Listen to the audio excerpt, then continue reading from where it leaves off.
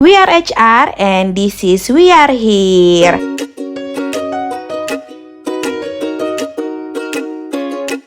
Halo teman-teman semuanya, kenalin nih, balik lagi sama aku, Rianti Kusuma Dewi, biasa dipanggil Riri. Aku dari Employer Branding Team Paragon Technology and Innovation.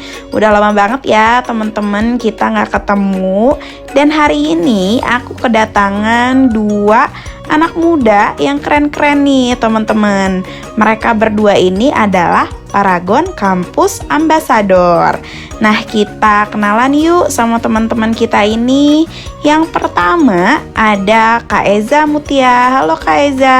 Halo Kak Riri. Halo semuanya, kenalin aku Eza Mutia Saparensi, biasa dipanggil Eza. Aku mahasiswa Farmasi UI 2017. Oke, dan satu lagi nih teman kita yang gak kalah keren juga, namanya Faiz Arsyad. Silahkan kenalin diri kamu, Faiz. Halo, terima kasih Kak Rianti. Ya teman-teman semuanya, perkenalkan nama saya Faiz Arsyad, asli Bandung, tinggal di Bekasi, dan saat ini adalah mahasiswa semester akhir Fakultas Pertanian Universitas Brawijaya. Salam kenal semuanya. Oke, Faiz ternyata orang Bandung ya, sama dong. Aku juga orang Bandung nih. Bandungnya di mana nih, Is? Kalau aku Bandungnya di Rancaekek. Kalau Kak Rianti di mana? Kalau aku di Tegalega. Tuh Tegalega nggak? Tahu. Berarti agak jauh lah berarti dari aku ya Kak ya.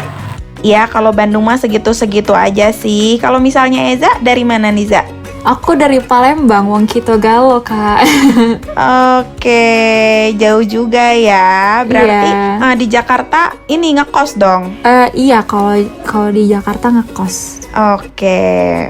Nah, teman-teman, malam ini aku bakalan ngobrol-ngobrol nih bareng Eza dan Faiz mengenai inovasi yang bisa dibilang inovasi mereka berdua ini keren-keren loh teman-teman.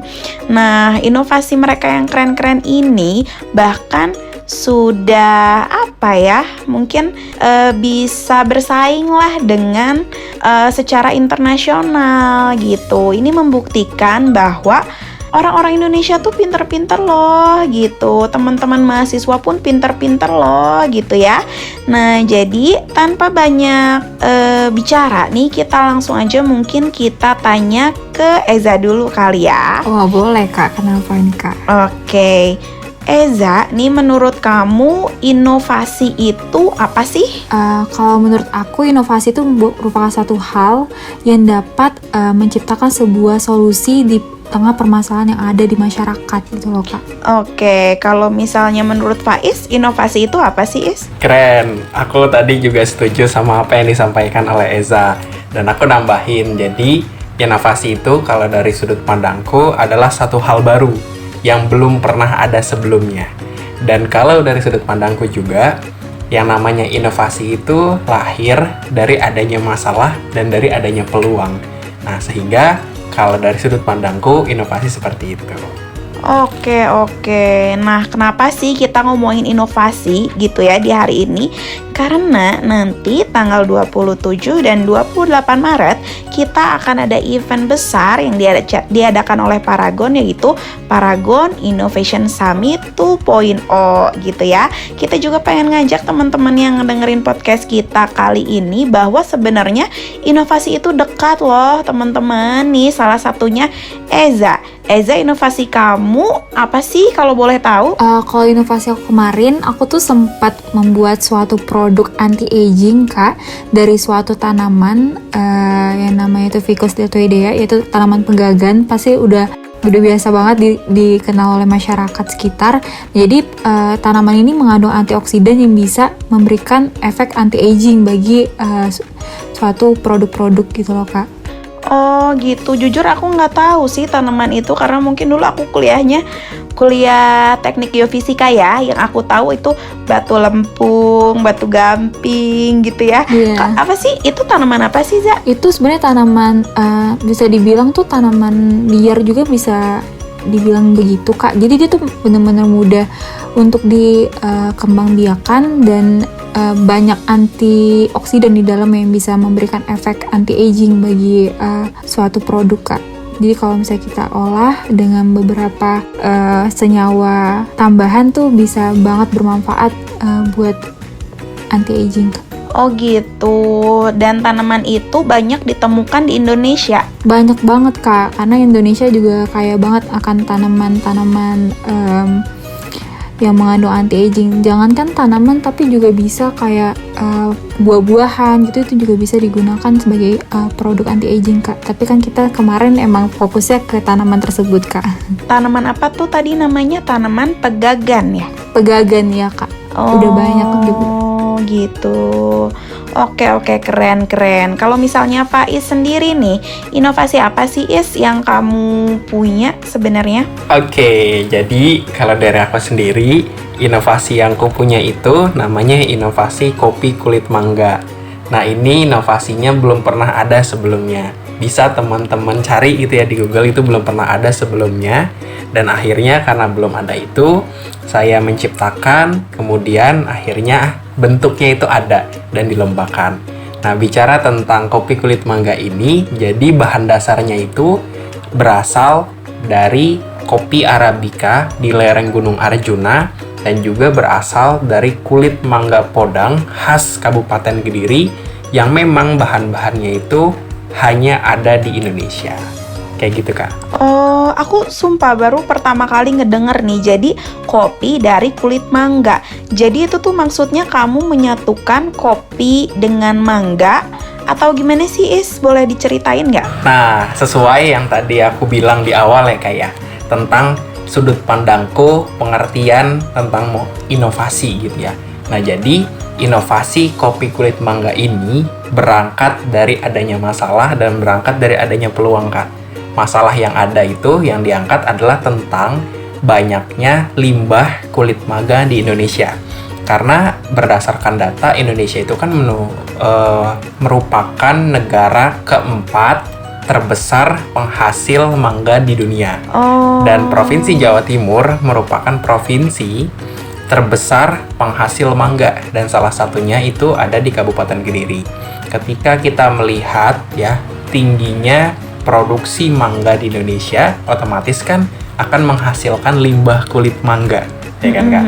Nah, dari masalah inilah kemudian akhirnya kita angkat dan kita berangkatkan. Kemudian kita juga melihat dari adanya peluang dari kopi yang memang sekarang kan coffee shop sudah mulai menjamur di mana-mana. Betul. Terus banyak ada dan terus berkembang gitu loh. Kemudian kopi juga sudah menjadi gaya hidup bagi sebagian besar anak muda di Indonesia. Nah, oleh sebab itu, dari adanya masalah dan dari adanya peluang tersebutlah akhirnya lahir inovasi kopi kulit mangga berbahan dasar kulit mangga podang khas Kabupaten Kediri, dan juga berbahan dasar dari kopi Arabica di lereng Gunung Arjuna yang memang cuma ada di Indonesia. Dan kita juga menggunakan sistem zero waste alias bebas limbah, yang gimana caranya kita bisa menggunakan keseluruhan dari buah mangga itu sampai habis hingga tidak menghasilkan limbah yang nantinya dapat mencemari lingkungan. Kayak gitu sih, Kak. Oh gitu. Untuk kopinya itu khusus kopi yang ada di lembah lereng Gunung Arjuna doang gitu, Is? Ya, benar. Jadi emang yang kita angkat dan yang kita ambil itu adalah kopi Arabica khas lereng Gunung Arjuna. Nah, kenapa kita menggunakan kopi Arabica yang ada di lereng Gunung Arjuna? Karena kebetulan di lereng Gunung Arjuna itu ada hutan Universitas Brawijaya, Kak. Nah, kebetulan saya juga adalah mahasiswa Universitas Brawijaya kan. Nah, karena memang ada hutan di sana dan kebetulan sebagian besar masyarakat petani di sana itu menanam kopi, akhirnya saya bermitra dengan petani tersebut. Nah, dengan cara saya berkomunikasi dulu dengan pihak fakultas, hingga akhirnya saya bisa bermitra dengan petani yang ada di lereng Gunung Arjuna untuk kemudian bisa gitu kita gunakan kopi Arabicanya sebagai bahan dasar dalam pembuatan inovasi ini. Kayak gitu sih, Kak. Oke, jadi sebenarnya ini ada banyak banget ya kayak manfaatnya. Pertama, kamu bisa mengembangkan inovasi-inovasi yang mengembangkan orang-orang yang ada di sekitar kamu gitu ya, mengembangkan petani-petani, terus kamu juga bisa membantu sustainable dari Indonesia sendiri gitu ya, supaya zero waste gitu kan ya Is ya? Iya bener, kebetulan dari inovasi ini pula ya, kemarin itu saya sempat dikomunikasikan dengan beberapa pemangku kepentingan, dan memang tujuan dari beberapa pemangku kepentingan itu, yaitu pejabat di level pemerintahan daerah itu, sebenarnya mereka itu ingin mengadakan pelatihan yang mana ingin memberdayakan masyarakat yang ada di daerah sana, agar kemudian saya bisa mensosialisasikan, bisa memberikan gambaran tentang pemanfaatan lain dari kulit mangga. Karena sebelumnya itu kulit mangga itu hanya sekedar dijadikan sebagai keripik, Kak. Nah, kalau misalkan dijadikan sebagai keripik, itu nilai jualnya kan kurang. Jadi nilainya tuh kurang lah. Nah, kemudian akhirnya adalah inovasi kopi kulit mangga ini. Yang kemudian akhirnya inovasi ini bisalah dijadikan alternatif lain untuk kemudian menjadi sebuah produk yang memiliki nilai jual tinggi, yang memiliki nilai jual yang lebih, hingga kemudian bisa menjadi sumber pendapatan baru bagi masyarakat yang ada di daerah. Kayak gitu sih, Kak. Oke, keren banget nih, keren banget. Jadi buat teman-teman gitu ya, teman-teman mahasiswa gitu, jangan takut untuk berinovasi, karena sebenarnya inovasi itu dekat banget loh. Salah satunya ini Faiz yang bisa menciptakan kopi kulit mangga gitu, dan memberikan banyak sekali manfaat buat lingkungan dan orang-orang yang ada di sekitarnya gitu ya. Nah, kalau misalnya kita balik lagi nih ke Eza. Iya Kak. Eza boleh ceritain lagi dong Za, tentang anti-agingnya. Kayaknya ini relate banget ya sama produk-produk di Paragon, karena Paragon sendiri kan ada salah satu produknya itu untuk anti-aging gitu ya. Jangan lupa nanti kalau misalnya udah lulus join ke Paragon ya Eza ya. Oke Kak, siap. Jadi Kak, basically inovasi yang saya buat tuh emang trigger itu emang dari lomba itu loh Kak, Industrial Case kemarin yang diadakan oleh International Pharmaceutical Student Federation di IPPS Bandung 2018. Nah, jadi Itu yang ada di ITB bukan sih? iya bener Kak, yang ada di ITB tahun 2018 dan Iya. Ingat. Jadi tahun 2018 kalau nggak salah Paragon juga join kan ya sama event APPS itu ya? iya jadi sponsor utama kalau nggak salah Kak, saya ingetnya. Karena saya dapat produk, terus dapat juga beberapa merchandise dari Paragon Kak pada saat itu. Jadi dulu emang waktu tahun 2018 juga aku join ke event itu buat ngendel acara APPS. Jadi waktu itu kayaknya kita ketemu ya. Iya kayaknya, tapi kita belum kenal loh Kak. Iya bener.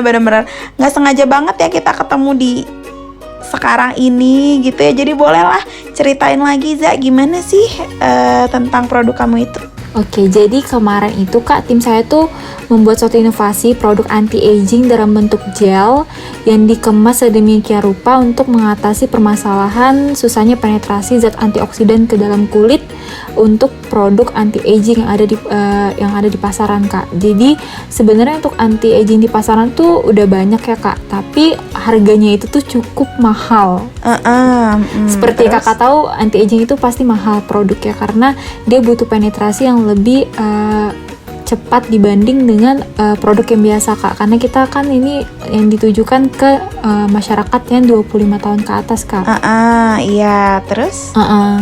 Terus kemarin bedanya kita dari produk-produk yang lain karena kita menggunakan suatu device yang namanya itu nanopartikel. Jadi kita milihnya tuh Phytosom, karena dengan pemilihan Phytosom sebagai device dari anti-aging ini sendiri itu memberikan efek penetrasi yang cukup baik dan lipofilisitas yang baik terhadap produk yang kita buat Kak. Jadi itu sih Kak. Tapi basically kita itu menemukan inovasinya itu tuh, untuk menemukan suatu inovasi itu kan kita harus ada situasi yang memang memberikan trigger untuk menemukan suatu respon terhadap permasalahan tersebut kan Kak. Nah, jadi kita emang mencari suatu ide yang solutif yang pastinya itu visible, yang layak dipakai untuk semua kalangan masyarakat, baik itu mau di kalangan bawah maupun di kalangan atas, dan pastinya itu baru juga Kak. dan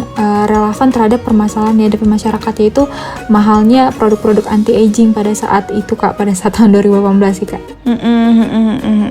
Jadi untuk menemukan suatu inovasi itu menurut aku ya Kak, kita harus mengelaborasi dulu Kak design of thinking kita.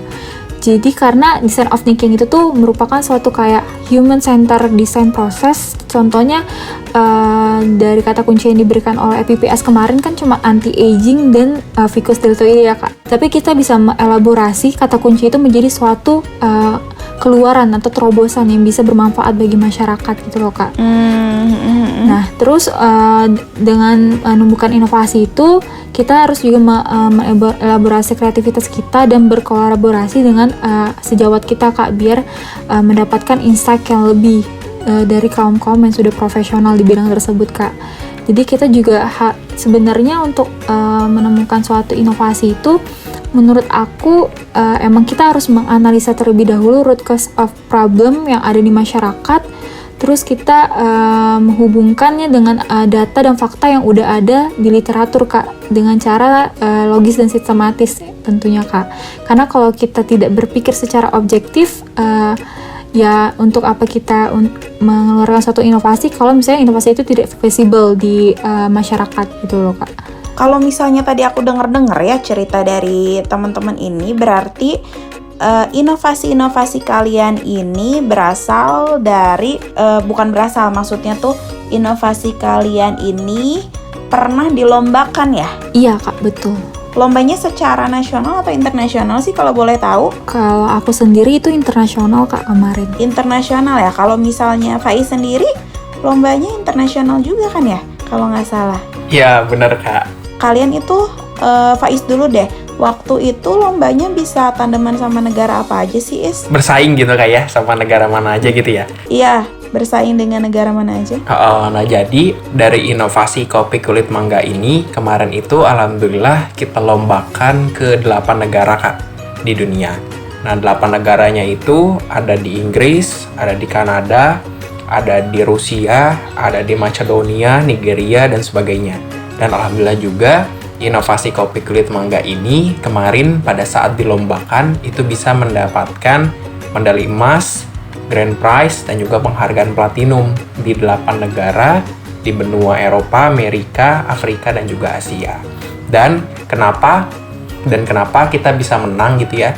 Dan memang kembali lagi berdasarkan inovasi yang telah dibuat, karena inovasi ini itu berhasil mengangkat kearifan lokal yang ada di Indonesia dari bahan bakunya.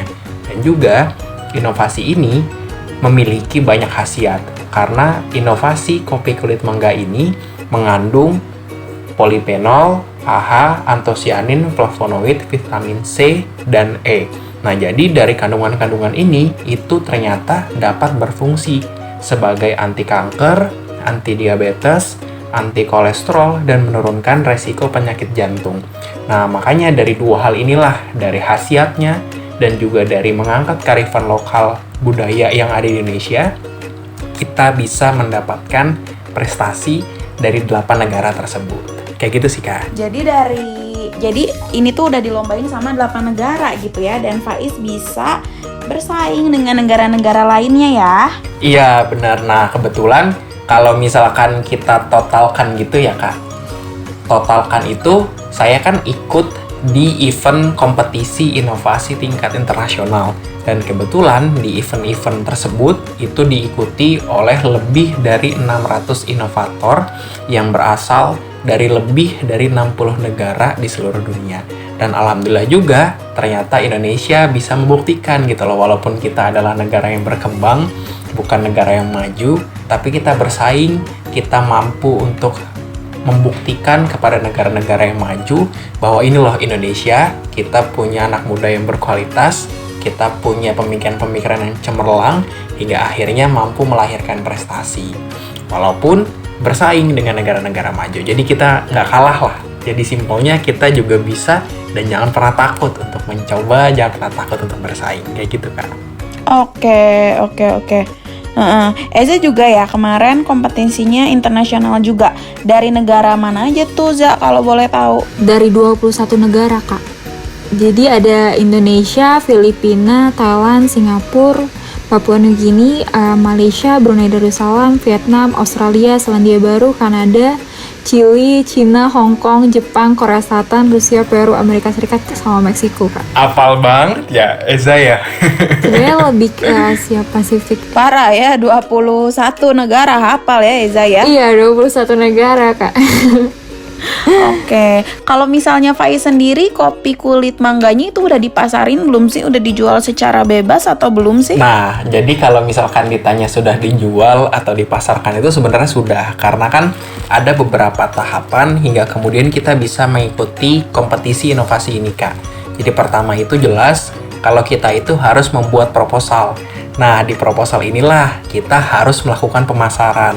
Sebab di proposal ini kita membuat analisis tentang kelayakan usaha, sehingga kita menghitung RC rasio, kita menghitung BC rasio, kita menghitung BEP, kita menghitung berapa pendapatan, berapa pengeluaran secara bersih dan secara kotor gitu. Hingga akhirnya dari pembuatan proposal inilah kita melakukan penjualan, dan alhamdulillah pada tahun lalu, karena memang inovasi ini diciptakan tahun lalu, ditemukan tahun lalu itu sudah berhasil terjual hingga 200 sampai dengan 300 pieces. Dan itu bukan hanya dijual di Indonesia, tapi juga sudah kita ekspor ke luar negeri. Salah duanya itu, yaitu kita ekspor ke negara Inggris dan ke negara Kanada. Karena kebetulan ketika kita ikut di event tersebut, kan jurinya itu tertarik ya. Akhirnya jurinya itu juga mesen, hingga akhirnya kita bisa kirim ke sana. Jadi, kalau misalkan ditanya sudah dipasarkan, alhamdulillah sudah. Apalagi kemarin itu ketika menang ya kayak ketika menang di 8 negara itu kan viral tuh, diangkat di lebih dari 100 media regional, nasional, dan internasional.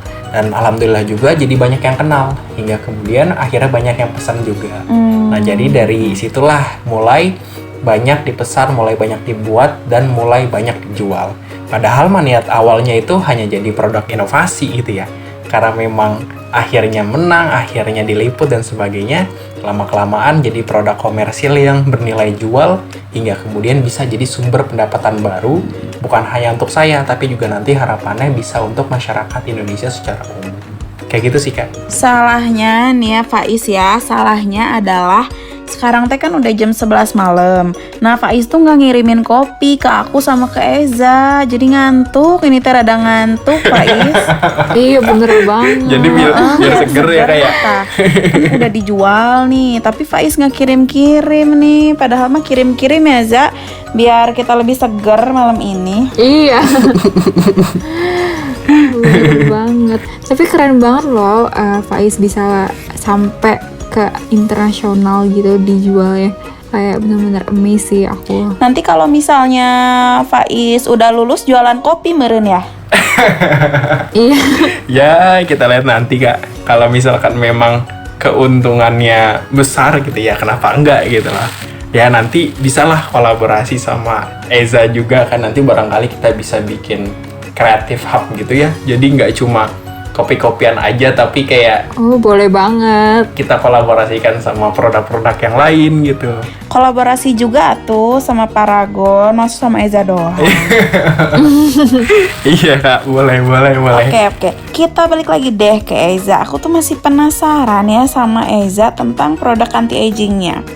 Sebenarnya harapan Eza buat nanti ke depannya, produk anti-aging ini bisa seperti apa sih gitu ya kan. Kalau misalnya Faiz tadi produknya sudah dipasarkan dan dijual gitu ya. Kalau misalnya untuk produk anti-agingnya Eza sendiri nanti mau kayak gimana?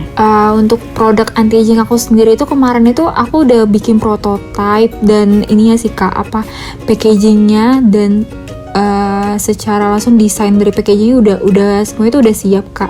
Tapi karena kemarin itu emang durasi untuk lombanya itu hanya dalam jangka waktu 1,5 bulan yang tidak memungkinkan untuk melakukan uji klinis dan uji preklinis, dan kita hanya melakukan uji dermatologis aja Kak, sama uji dari ketahanan dari produknya.